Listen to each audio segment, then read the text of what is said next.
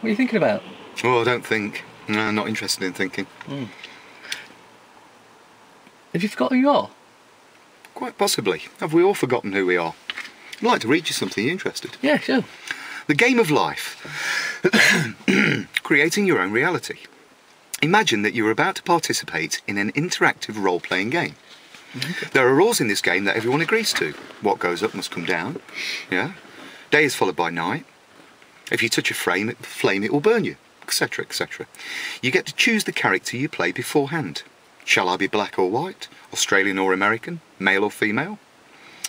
You might even choose to meet up with others in the game, which is tricky because you won't necessarily remember them when you see them. To enter the game, guess what? You must be born and become completely helpless. You must forget everything you know and start all over again.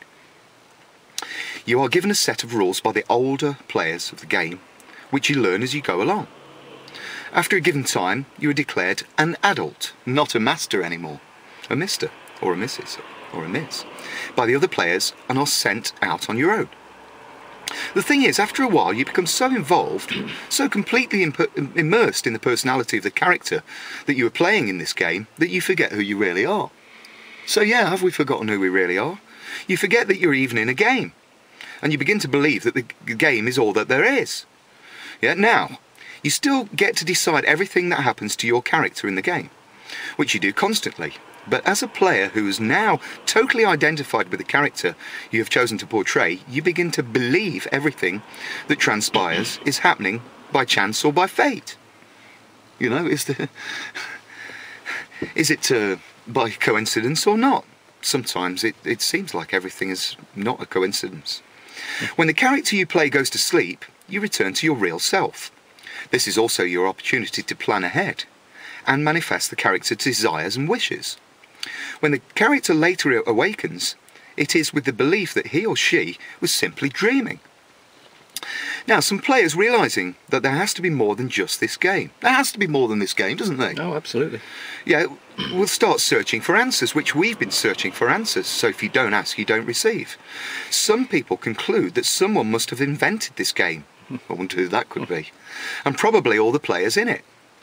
They begin to worship this mysterious someone, yeah, who obviously must be smarter than they are.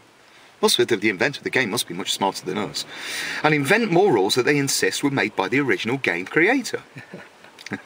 The only way to leave this game is called dying. Once this transpires, you remember who you really are and you rejoin your friends, some of whom were in the game with you. You may also interact with some who are involved with other games in other systems, and you share your experiences. So that's called survival, isn't it? A personality survivor. After death, you do survive. So the game, you conclude, was fun, adventurous, and a great learning experience. And you decide, would you like to play again? And it's always your choice. Have you forgotten that this is you? Of course, there are no coincidences. The law of attraction is exactly what you've been thinking about. It's exactly what you get. I totally agree, my friend.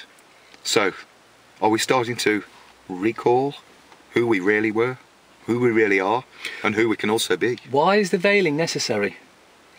Innocence. The inner sense. To give the little baby, small human beings, their innocence back.